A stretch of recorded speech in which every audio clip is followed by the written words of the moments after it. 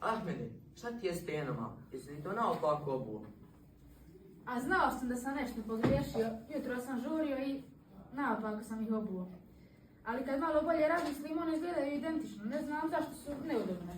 Zato jer su tene kao ruke, imaju desnu i lijevu verziju. Pogledaj, ove dvije ruke su iste, identične, ali ih ne mogu preklopiti.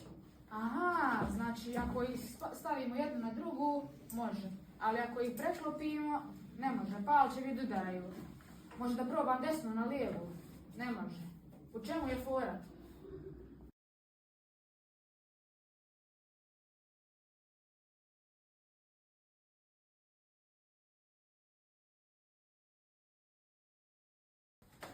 Zašto ovo ne ide? Pa naravno da ne ide kad se kupe dva lijeva primjerka. A znači nosim dvije lijeve rukavice. Čestitam, upravo se otkrio hiravnost bez da si učio. A baš mi je danas sve krenulo naopako. Ajme, također. Nije sve tako kako izgleda. Nekad nešto izgleda naopako, ali nije pogrešno. Samo je druga verzija. Kako misliš, kakva je druga verzija? Baš kako i molekula. Izgledaju slično, skoro isto, ali nisu iste. Zašto je to važno?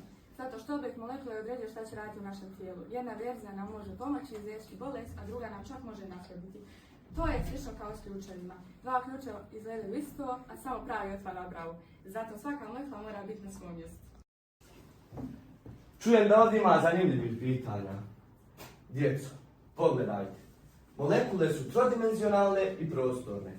Atomi nisu samo spojeni. Oni zauzimaju određeni položaj u prostoru. To je ono što ja proučavam. I taj dio hemije nazivamo stereohemijom. Kao moje tene i alge rukavice. Upravo tako. Pogledajte. Dvije lijeve rukavice, dvije tene na pogrešnim nogama. Slično kao i molekule. Baš kao lijeva i desna ruka. Ovo je baš zanimljivo.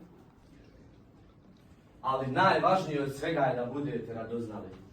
Cijeli svoj život sam radio s mladima i učio ih da uvijek postavljaju pitanja. Da se ne boje hoće li pogriješiti i da uvijek istražuju. Jer velika otkrića počinju s malim pitanjima. Nauka nije samo u knjigama. To je avantura koju upravo vi otkrivate. Profesore Prelog, sad mi je jasno zašto je hemija jasna i precizna.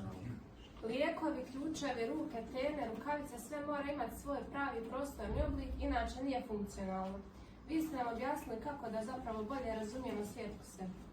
Mi ćemo biti radoznali, uporni, skromni, onako kako ste nas vi naučili.